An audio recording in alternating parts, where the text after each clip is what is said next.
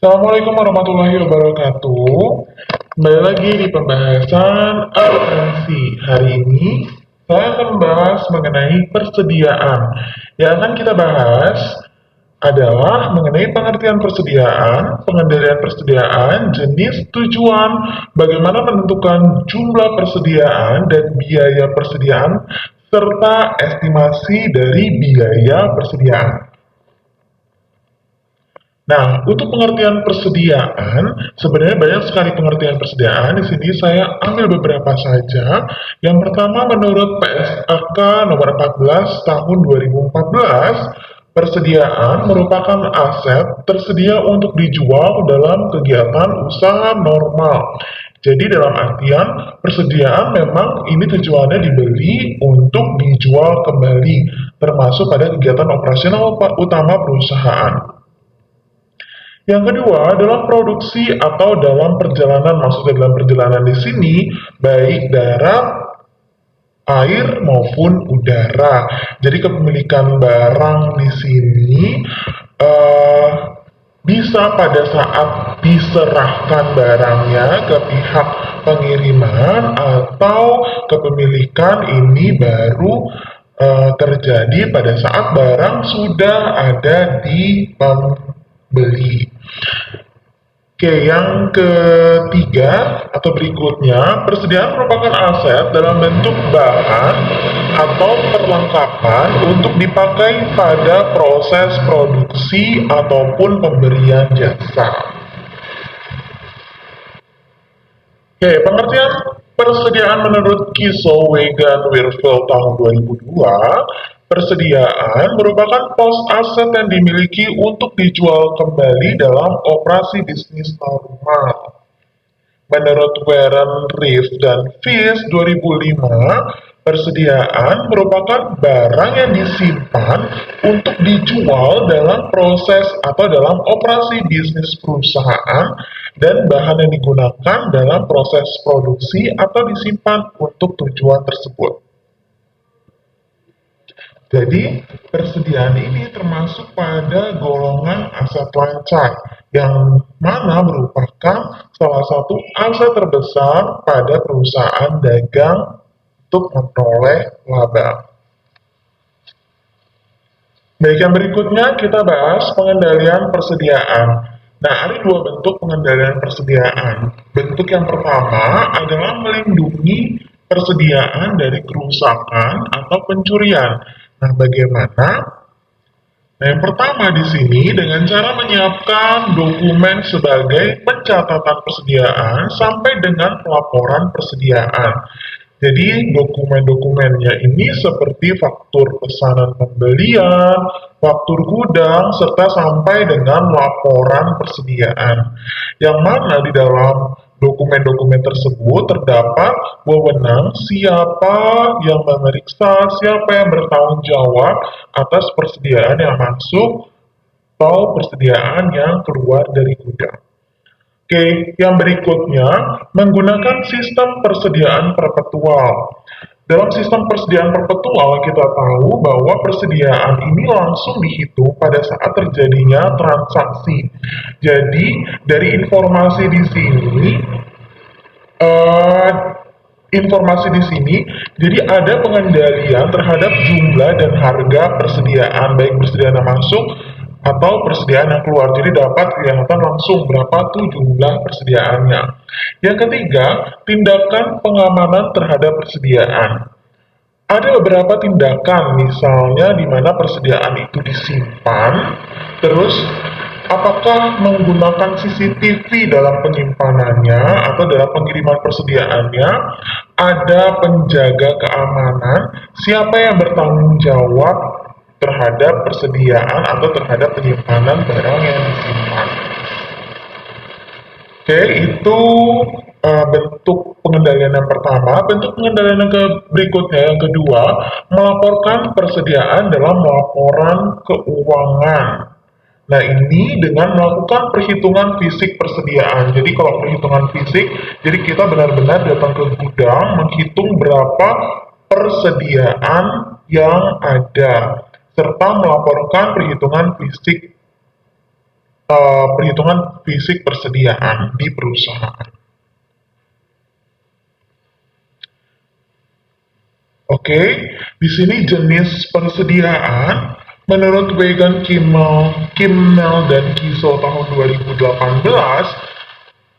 jenis persediaan ini bisa diklasifikasikan atau dibagi menjadi dua, yaitu persediaan barang dagang dan persediaan manufaktur.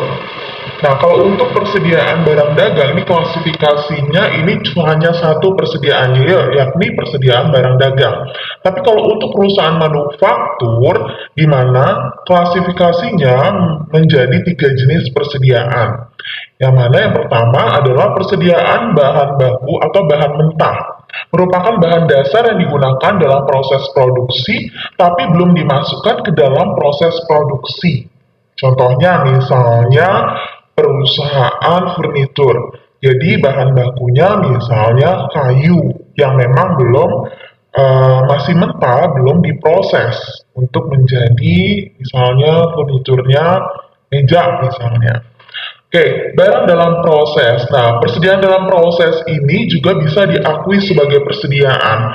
Jadi maksudnya, merupakan bagian persediaan barang produksi yang telah masuk dalam proses produksi, tapi belum selesai pengerjaannya.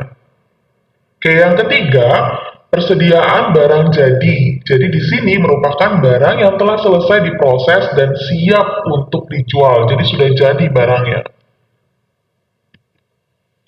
Oke, tujuan persediaan. Di sini ada beberapa tujuan persediaan. Jadi tujuan yang pertama, menghilangkan resiko keterlambatan barang tiba. Yang kedua, untuk dapat memenuhi kebutuhan atau permintaan pelanggan. Yang ketiga, menjaga keberlangsungan produksi agar tidak terjadinya penghentian produksi yang diakibatkan alasan persediaannya habis. Oke, tujuan yang terakhir memberikan pelayanan terbaik terhadap konsumen dengan tersedianya persediaan. Jadi biar konsumennya nggak lari ke toko sebelah. Oke, lanjut. Nah, di sini kita akan membahas dalam menentukan jumlah persediaan.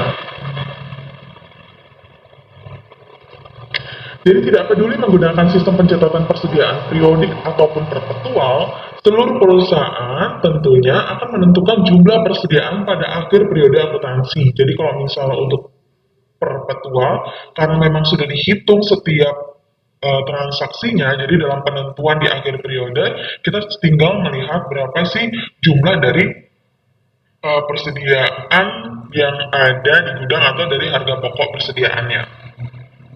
Nah, untuk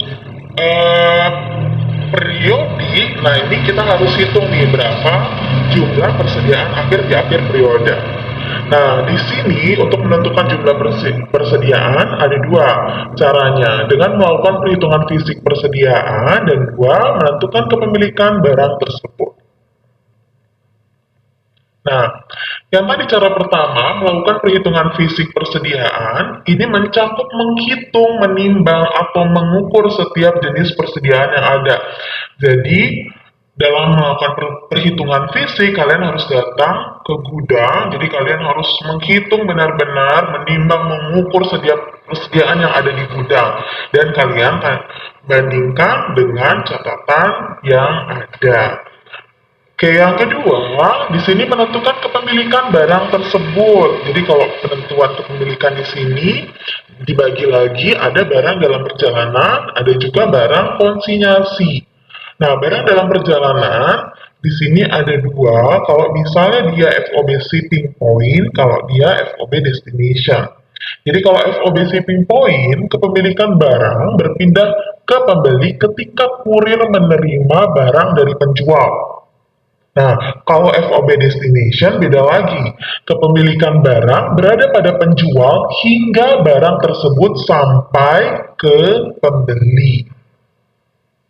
Oke, untuk barang konsinyasi atau biasa disebut sebagai barang titipan. Jadi untuk barang konsinyasi, memegang barang dari pihak lainnya dan menjual barang tersebut tanpa mengambil kepemilikan atas barang tersebut. Jadi kalau misalnya nih ada tiga orang terlibat, orang A, B, dan C. Nah, A ini yang memiliki barang, B ini yang menjual, C ini yang membeli. Jadi pada saat B menjual barang kepada si C, pada saat barang ini belum terjual, maka kepemilikannya masih kepemilikan barang A, bukan kepemilikan barang B. Itu maksudnya untuk barang konsinyasi. Oke, yang berikutnya kita masuk pada penentuan biaya persediaan. Nah, dari penentuan biaya persediaan, di sini ada dua nih. Ada identifikasi khusus dan ada asumsi arus biaya. Nah, untuk identifikasi khusus, jadi secara historis, hanya masuk akal jika perusahaan menjual jenis persediaan yang biaya per unitnya tinggi dan jenisnya terbatas. Jadi, identifikasi khusus di sini mengharuskan perusahaan memiliki catatan biaya awal dari setiap jenis persediaan. Nah, produk yang dijual adalah produk yang memiliki identifikasi khusus. Contohnya, perusahaan penjualan perhiasan atau misalnya mobil-mobil second. Jadi umumnya produk yang dijual tidak banyak dan masing-masing unit memiliki nilai yang signifikan. Kelemahan yang mendasar dari metode ini terlihat ketika jenis barang yang disimpan sebagai persediaan adalah barang identik dan dapat dipertukarkan serta dalam kuantitas yang banyak. Contohnya nih, pemakaian metode ini dalam perusahaan dagang gula. Jadi, dengan frekuensi pembelian yang tinggi dan tidak selalu harga yang sama, begitu juga penjualannya, secara fisik tidak dapat dibedakan. Jadi akibatnya sulit untuk diidentifikasi. Nah, bisa saja nih tertukar dengan barang satu dengan barang yang lainnya karena barangnya fisiknya sama. Oke, untuk asumsi biaya, asumsi arus biaya, di sini ada 3 metode. Ada FIFO, first in first out, LIFO, last in first out, dan average atau rata-rata. Jadi untuk metode FIFO di sini pada saat pembelian, jadi barang yang pertama kali dibeli adalah barang yang pertama kali dikeluarkan pada saat dijual. Kebalikannya dari LIFO. Kalau LIFO last in, first out. Nah, barang yang terakhir dibeli ini adalah barang yang pertama kali dikeluarkan pada saat penjualan. Nah, beda dengan average. Average ini tidak pertama, tidak terakhir, tapi kita mencari rata-rata nilainya. Oke, untuk ketiga metode ini sebenarnya ini adalah tujuannya adalah penilaian persediaan akhir. Jadi dari asumsi arus biaya ini sebenarnya tujuannya mencari bagaimana atau berapa nilai persediaan akhir. Nah, nilai persediaan akhir ini akan mempengaruhi kualitas laporan keuangan. Jadi semakin real laporan keuangan, maka keuangan tersebut akan semakin baik karena dapat mengetahui kondisi keuangan yang sebenarnya. Oke, untuk asumsi arus biaya FIFO LIFO average akan saya jelaskan di video-video pembelajaran yang berikutnya. Yang berikutnya, di sini saya akan membahas mengenai estimasi biaya persediaan. Nah, terdapat dua kondisi mengapa perusahaan perlu mengestimasi persediaan. Nah, kondisi yang pertama, apabila terjadi kebakaran, banjir, bencana lainnya yang memang tidak memungkinkan untuk perusahaan melakukan perhitungan fisik. Yang kedua, manajer mungkin menginginkan laporan keuangan bulanan atau kuartalan, tetapi perhitungan fisik persediaan yang dilakukan perusahaan ini hanya setahun sekali. Nah, ada dua metode yang umum digunakan dalam mengestimasi persediaan. Yang pertama, metode laba bruto. Metode laba bruto ini mengestimasi biaya persediaan akhir dengan menerapkan tarif laba bruto terhadap penjualan neto dan mengurangkan estimasi beban pokok penjualan dari beban pokok barang yang tersedia untuk dijual. Untuk metode persediaan eceran atau biasa disebut retail, metode ini untuk mengestimasi biaya persediaan akhir dengan menerapkan rasio biaya terhadap harga eceran ke persediaan akhir pada harga eceran. Nah, bagaimana aplikasi dari kedua metode ini kita bahas berikutnya. Nah, yang pertama, untuk metode laba kotor. Ada contoh soal di sini, jadi menunjukkan adanya penjualan neto sebesar 400.000.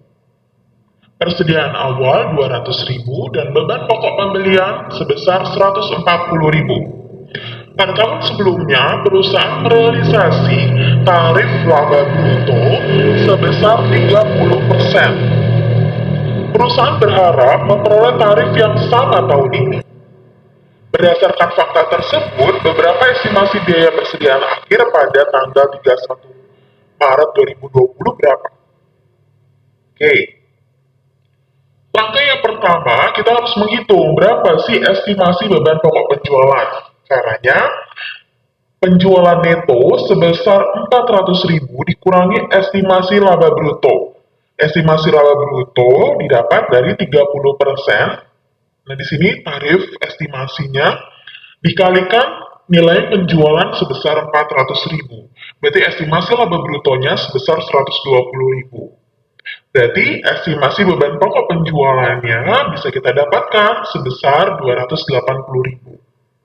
Oke, langkah yang berikutnya, yang kedua, persediaan awal. Jadi kita cari dulu barang yang tersedia untuk dijual. Persediaan awal ditambah beban pokok pembelian yang sudah tadi diketahui ya, sebesar 200 dan beban pokok pembeliannya sebesar 140.000. Berarti barang yang tersedia untuk dijual ini sebesar 340.000. Untuk mencari estimasi biaya persediaan akhir, tinggal dikurangkan barang tersedia untuk dijual dikurangi estimasi beban pokok penjualan yang sudah kita hitung tadi di atas di langkah pertama. Nah, selisihnya ini merupakan estimasi biaya persediaan akhir senilai 60.000. Oke, metode yang berikutnya adalah metode eceran retail. Nah, caranya yang pertama kita harus menentukan dulu nih berapa sih rasio harga pokok terhadap retailnya. Caranya, jadi biasanya diketahui itu di soal berapa nih persediaan dan pembelian di harga pokok dan di harga retail. Nah, persediaan tanggal 1 Januari di harga pokok 19.400 dan di harga retail 36.000. Pembelian bulan Januari untuk harga pokoknya 42.600 dan harga retailnya 64.000. Jadi barang yang tersedia untuk dijual per harga pokok 62.000, per harga retail 100.000. Berarti kita bisa menghitung nih rasionya. Rasionya berarti 62.000 per 100.000. Berarti sekitar 62%. Oke. Cara yang berikutnya, kita menentukan estimasi persediaan akhir pada harga pokok. Nah, bagaimana caranya? Caranya kita harus tahu dulu berapa persediaan akhir per harga retail. Per harga retail, jadi kan sudah diketahui persediaan tanggal 31 Januari per harga retail, penjualan Januari per harga retail ini sebesar 70.000.